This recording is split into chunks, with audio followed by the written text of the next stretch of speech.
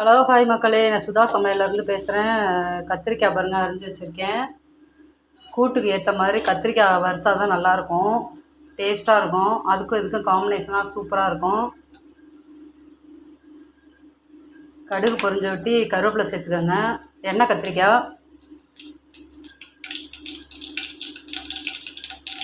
கடுகு பொரிஞ்ச விட்டி சிம்மில் வச்சுட்டு கருவேப்பிலையை போட்டுக்கலாம்.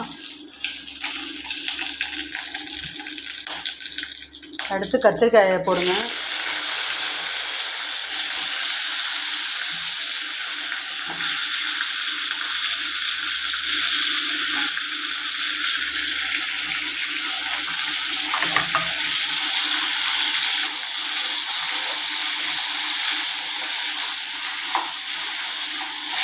இது வந்து பச்சை கத்திரிக்காய், இது ஒரு வகையானது.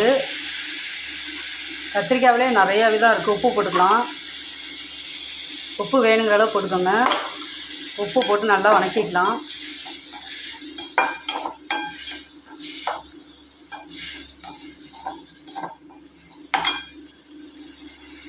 அடுத்து மஞ்சத்தூள்,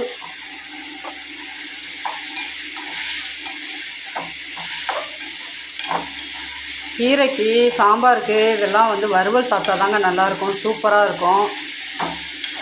எனக்கு பிடிச்ச காய் கத்திரிக்காய்.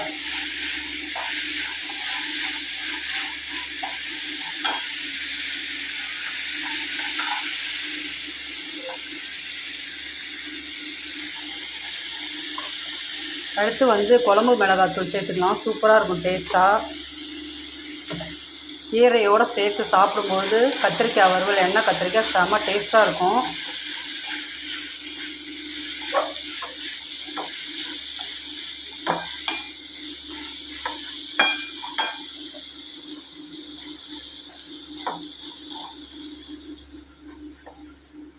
இப்போ வந்து ஒரு தட்டை போட்டு மூடி வச்சுக்கலாம். ஒரு 10 நிமிஷம் வெந்தால் போதும். கத்திரிக்காயெலாம் ஒரு ஆவியில் வெந்தால் போதும்.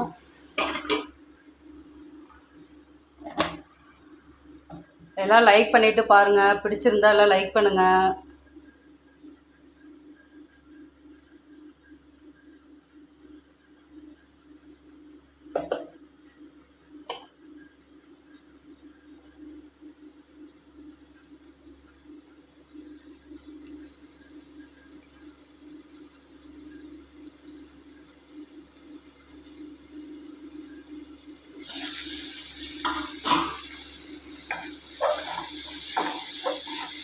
நல்லா இப்படியே நீங்கள் கிளறி விட்டிங்கனாவே போதும். 10 நிமிஷம், ஒரு கொஞ்சம் நேரம் தான், ஒரு 10 நிமிஷம் கழித்து நீங்கள் திறந்து பார்த்தீங்கன்னா நல்லா வெந்துடும். கத்திரிக்காய் சூப்பரான சுவையான எண்ணெய் கத்திரிக்காய், கீரைக்கு ஏற்ற மாதிரி நல்லா டேஸ்ட்டாக இருக்கும்.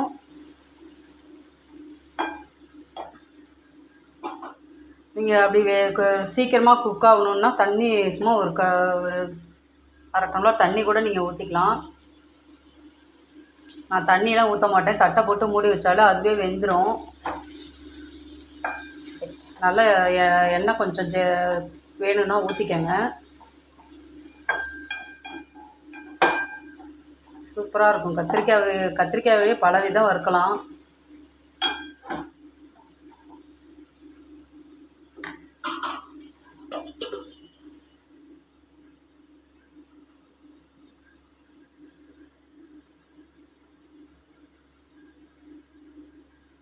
புளிக்குழம்புக்கு எப்போதும் பொரியல் நல்லாயிருக்கும். சாம்பாருக்கு வந்து எப்போதுமே வறுவல் நல்லாயிருக்கும். கூட்டுக்கு இது மாதிரி ஐட்டத்துக்கெலாம் வந்து வறுவல் தான் நல்லாயிருக்கும்.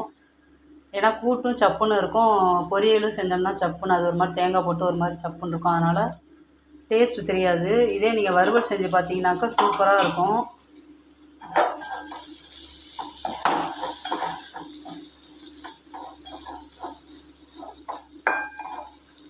மாதிரி நல்லா நசுங்குது பாருங்கள். எண்ணெயிலே அப்படியே நல்லா வணங்கிடுச்சு.